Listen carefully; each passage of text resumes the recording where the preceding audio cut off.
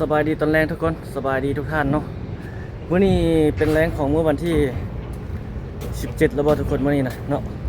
นี่เขาขึ้นมาโอ้แต่เป็นยังอยู่ที่ยังบ่ตกง่ายตอนนี้ประมาณอันน่ะ5 โมง4 โมงปลาย5 โมงยาวทุกคนโอ้ทางนี้รถติดเบิ่งนี่อ๋อนี่ปะเทวติดเลยเทวนี้มันจะตัดออกมาแต่ทางเงินลูกทางเบื้องเงินซ้ายของโจกันมาแต่ทางเงิน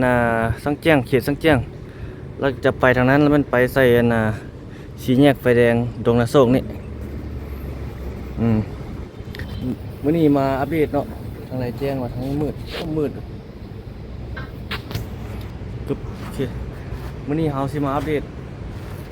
รถไฟ BRT เนาะทุกคนเพิ่นมีแจ้งการปรับปรุงใหม่ที่จริงเฮาก็ยังคลิปค้างหลายนะว่าสิบ่อัปเดตแต่ว่ามันสิโดนเกินไปซะโอ้เฮาไปถ่ายเมื่อวานนี้เฮาพักเวียกเนาะไปทางวัดหนองคำแสนก็ยังบ่ทันลงเนาะน่าจะลงในมื้ออื่นเนาะวัดหนองคำแสนนี่วัดป่าเลไลนี่แล้วก็ซอดเข้าไปเขตถนนท่าเรือเจาะเข้าไปเขตบ้านผาแห้งเขตนั้นก็ยังมีการแบบโอ้บุกเบิกหลายอยู่ทุกคนเดี๋ยวยังประมาณ 2-3 คลิปเนาะแล้วก็คลิปเบิ่งท่าหลวงได้อีกโอ้ยังบ่ได้ลงทุกคนยาวสมควรได้ 4-5 คลิปเอาไปมื้อนึงขี่ล้อเลยคันเฮามาต่อเดียวมันสิยาวเกินไปฮะนะเฮาก็เลยเฮ็ดเป็นคลิปไปแต่ว่าเฮาก็สิสับลงให้ทุกท่านได้เบิ่งได้ชมเนาะอัปเดตเดินไปอัปเดตเด้บางบทบางจุดบางซอยเฮาก็บ่ได้ไปฮะนะแต่ว่ามื้อนี้เฮาสิมาอัปเดต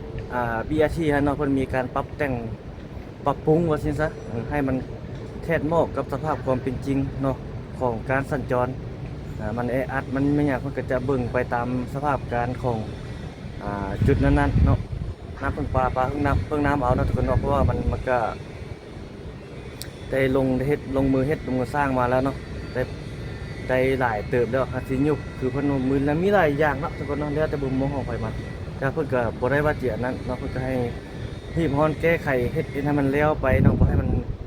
เยื่ออีกไว้ให้มันเป็นการติดขัดของการสัญจรของรถนะบางจุดบางบอดก็กำลังเฮ็ดค่อยอยู่มันบ่แล้วจักเทื่อมันเฮ็ดให้รถติดขัดเนาะเฮ็ดแล้วก็แล้วไปบนไดโบคีกับปรับปรุงแก้ไขล่าสุดนี้เพิ่นมีแจ้งการออกมาเนาะทางห้องว่าการรัฐมนตรีเนาะทางสำนักงานนายกเพิ่นออกมาเนาะแจ้งการถึงกระทรวงโยธาและขนส่งเนาะเพิ่นให้มีการแก้ไขให้มีการปรับปรุงเคิร์ฟอันแดงๆให้เพิ่นให้อ้อเลยเนาะ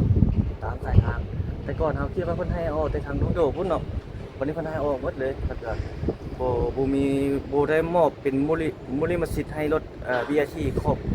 เป็นแนวทางอย่างเดียวเฮาเลยนะเป็นอย่างประมาณนี้นะครับเรียกว่าเป็นปรับปรุงแก้ไขใส่เดียวแล้ววันนี้ทางทุนเนาะจากทางสากลมันก็ให้หยุดมันอย่างประมาณนี้ก่อนบ่เอาตามอ่านแจ้งการเดี๋ยวแจ้งการขึ้นมาเนาะถ้าสำคัญต้องไปเบิ่งตามแจ้งการเนาะอันนี้เขาก็มาเล่าคร่าวๆแบบนี้ให้ทุกท่านได้เบิ่งได้ชมเนาะที่จริงเขาก็เว้าเรื่องอันนี้มาด้นละเขาก็สิว่าสิบ่อัดแต่ว่าคลิปคือว่าเขาให้ค้างหลาย เขาก็เลยมาทักทายทุกท่านยามแรงวันนี้ทักทายสบายดีแบบคร่าวๆให้ทุกท่านได้รู้ได้เห็นประมาณนี้เนาะขอบใจทุกท่านที่รับชมคลิปของเราทุกคนก็ประมาณนั้นเนาะหลายอย่างเนาะวันนี้มันนั้นเราโอ้ยังบันทึกอยู่คิดว่าบ่บันทึก คิดว่าเขาไปลงกดแล้วมันบ่บันทึกอยู่เนาะยังมีอันนั้นทุกคนยังมีอุบัติเหตุว่ะอยู่ทางแคมป์ของเนาะเส้นทางแคมป์ของเขตสวนเจ้านวงนั่นแหละมีรถปาโดกับรถบรรทุก6 ล้อมาส่วนทางเดียวเนาะส่วนเลนเดียวแล้วดาดเดียวโอ้โชคดีเนาะคนขับบ่เป็นหยังทั้ง2 คันแล้วก็มีแต่รถเสียหายทั้ง2 คันเนาะแล้วก็ไปตามกับผู้กันนั้นนะฮะคันปาโดนขึ้นมาแล้วเห็นรูปเป็นแต้มเส้นทางนั้นเนาะให้ส่วนมาเราส่วนเลนเหรอส่วนเลนมาขดเต็มเลนเลยดิโธ่ซารถคันนี้เจ็บบ่จะเข้ารถคันนี้ดิคนน้องแล้วป่ะยังฮะ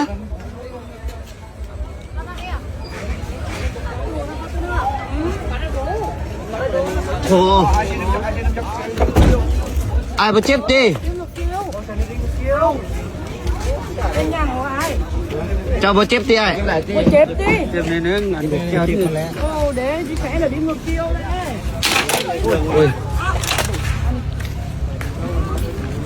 เส้นทางแคมป์ของประดูเสื้อเลน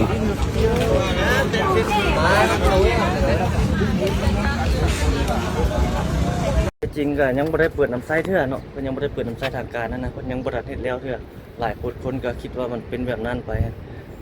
เอาจังไดก็ค่อยไปค่อยมาในการขับขี่นะคนเนาะทุกคนถึงส่วนเลนก็ลีเดียวเพราะว่ามันก็ยังบ่ทันปรับปรุงแล้วเสร็จสมบูรณ์เทื่อเพิ่นก็ยังเฮ็ดกำลังสร้างกำลังปรับปรุงให้มันโอเคอยู่เนาะทุกอย่างก็เร่งมือเร่งตีนหั่นแหละให้มันสำเร็จโดยไวไม่ยากก็ได้เอาประมาณนี้ได้ทุกคน ขึ้นมาทักทายท่านผู้ชมในมื้อนี้ท้องฟ้าอากาศนครหลวงวิจันทร์เฮามื้อนี้ก็ถือว่านี่แหละปลอดโปร่งดีอยู่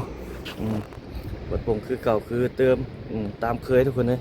ขึ้นมาทักทายสบายดีท่านผู้ชม 3-4 นาทีเนาะอยู่บ้านเฮาเมืองเฮาเป็นจังไดในแต่ละมื้อไปโอ้มื้อนี้แหนมเห็นสัตว์ภูเขาควายเลยแจ้งดีอยู่มื้อนี้ปลอดโปร่งดีเนาะสภาพการสัญจรนี่น่าจะแออัดเด้อนี่ตัวนี้แออัดนี่เฮาแนมลงไปเห็นรถติดเลยนี่เบื้องนี่ไป2 เลนคือเฮาถ่ายแต่ละไปแต่ละเทื่อนั่นแหละมื้อนี้ก็เลยเวียไว้อยู่มื้อนี้บ่รู้ว่าสิไปถ่ายทางใดรอติดตามมาแหละแต่คลิปยังค้างอยู่ที่เอาพักเวียกเมื่อวานนี้หั่นถ่ายหลายนิดนึงเพราะว่าเฮาไปจุดใดก็อยากถ่ายอยากเห็นให้ท่านผู้ชมผู้นั้นติดตามเฮาได้รู้ได้เห็นนำหั่นน่ะไปก็ถ่ายตลอดโอ้ได้หลายคลิปถึงว่าสิเอามารวมซะเดียวมันก็สิอันนั้นไปถ้าบ่ถ่ายสั้นเกินไปเพิ่นมันก็สิบ่ถึงน้ำถึงเนื้อหั่นน่ะได้ถ่ายแล้วก็ต้องเอาให้มันนั้นไปเลยซะเนาะเผื่อบางคนบ่มักจุดนี้ก็เบิ่งจุดนี้เอามันอย่างประมาณนี้ไปเนาะ เอาทุกคนขอบใจทุกท่านที่รับชมเนาะพบกันใหม่